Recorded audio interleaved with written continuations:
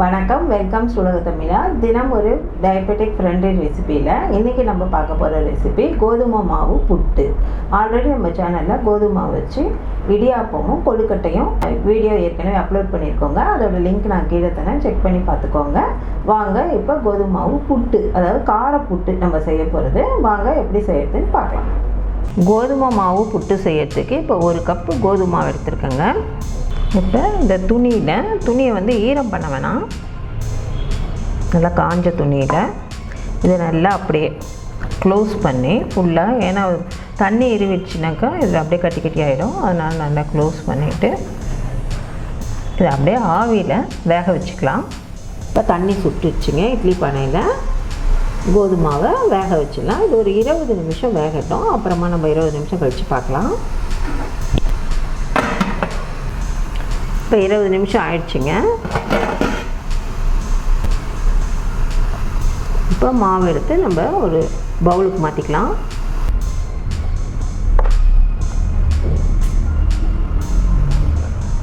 நல்லா கட்டியாக இருக்குது, இப்படி தான் இருக்கும். இதை அப்படியே ஒரு கரண்டி வச்சு உதுத்து விட்டுக்கலாம்.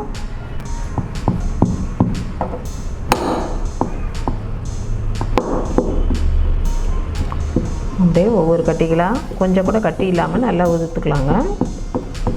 இப்போ நல்லா உடச்சி விட்டாச்சு கட்டியெல்லாம். இப்போ இதுக்கு தேவையான உப்பை சேர்த்துக்கலாம். கொஞ்சம் கொஞ்சமாக உப்பு முதல்ல நல்லா கலந்துட்டு கொஞ்சம் கொஞ்சமாக தண்ணி தெளித்து பிசைஞ்சிக்கலாம். நம்ம ஆர்மனே புட்டு மாவு பதத்துக்கு பிசைகிற மாதிரியே தான் இதையும் பிசையணும். அரிசி மாவுலாம் புட்டு செய்கிறதுக்கு பிசைவோம் இல்லைங்களா, அதே மாதிரியே பிசைஞ்சிக்கலாம்.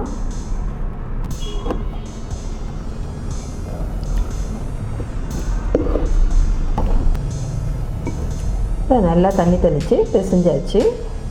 இந்த மாவு பக்குவம் வந்து இப்படி பிடிச்சிங்கன்னா கரெக்டாக கொழுக்கட்டை மாதிரி வரணும். அதே சமயம் இப்படி உதுத்து விட்டோம்னா அப்படியே பழப்பழன்னு உதிரணும். இதுதான் கரெக்டான பக்குவம். இப்போ இதில் தேங்காய், இப்போ உங்களுக்கு எவ்வளோ தேங்காய் வேணுமோ அவ்வளோ தேங்காய் சேர்த்துக்கலாம். தேங்காய் எவ்வளோ சேர்த்தாலும் நல்லா தான் இருக்கும். இப்போ இதையும் நல்லா கலந்துக்கலாம்.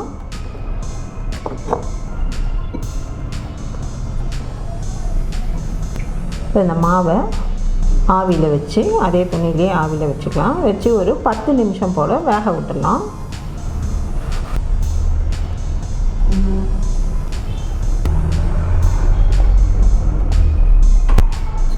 எல்லா மாவையும் துணியில் போட்டாச்சு. இதை அப்படியே முடிச்சு போட்டு வேக வச்சிடலாம். வேக வச்சிடலாங்க. அப்படியே ஒரு 10 நிமிஷம் வேகட்டும் போதும்.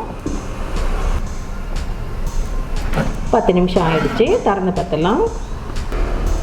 இப்போ அதை அப்படியே ஒரு தட்டுக்கு மாற்றிக்கலாங்க. ரொம்ப சூடாக இருக்குது,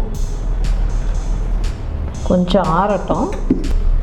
ஆறுனா சரியாயிடும். இது ஆல்ரெடி வெந்த மாவுன்றதுனால இதை சும்மா ப்ரெஸ் பண்ணாலே நல்லா பொலன்னு உதிர்ந்துருக்கு. இப்போ நம்ம தாளிச்சிக்கலாங்க. இது கார புட்டுங்கிறதுனால தாளிச்சிடலாம்.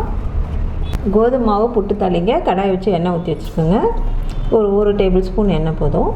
இதுக்கு இப்போ 1/4 டீஸ்பூன் கடுகு, 1/2 டீஸ்பூன் உளுத்தம்பருப்பு.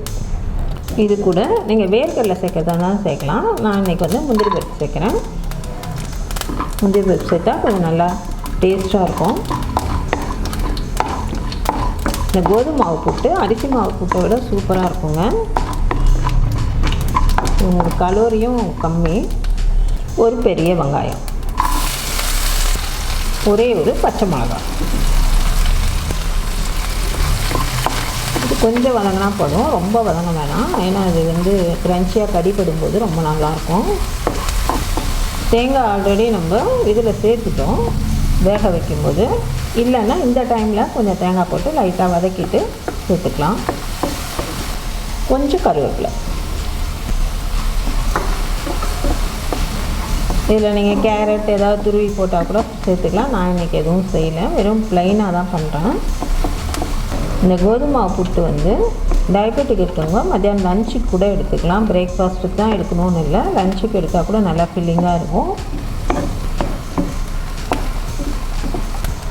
இப்போ ஸ்டவ்வை நல்லா ஸ்லோ ஃப்ளேமில் வச்சுட்டு நம்ம ஆல்ரெடி ஆவியில் வச்சு எடுத்த கோதுமை மாவை இதோட சேர்த்துக்கலாம். சேர்த்து ரொம்ப நேரம் கலரணும்னு இல்லை, சும்மா ஜஸ்ட் ஒரு நிமிஷம். ஸ்டவ்வை ஆஃப் பண்ணிக்கலாம். அந்த சூட்லேயே கலர்னா போதும்.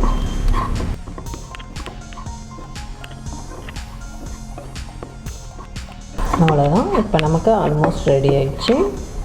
இப்போ இந்த புட்டுக்கு கொஞ்சமாக நெய் சேர்த்துக்கலாங்க. புட்டுனாலே நெய் தான் சேர்க்கணும். நெய் சேர்த்தா நல்லா வாசமாக இருக்கும்.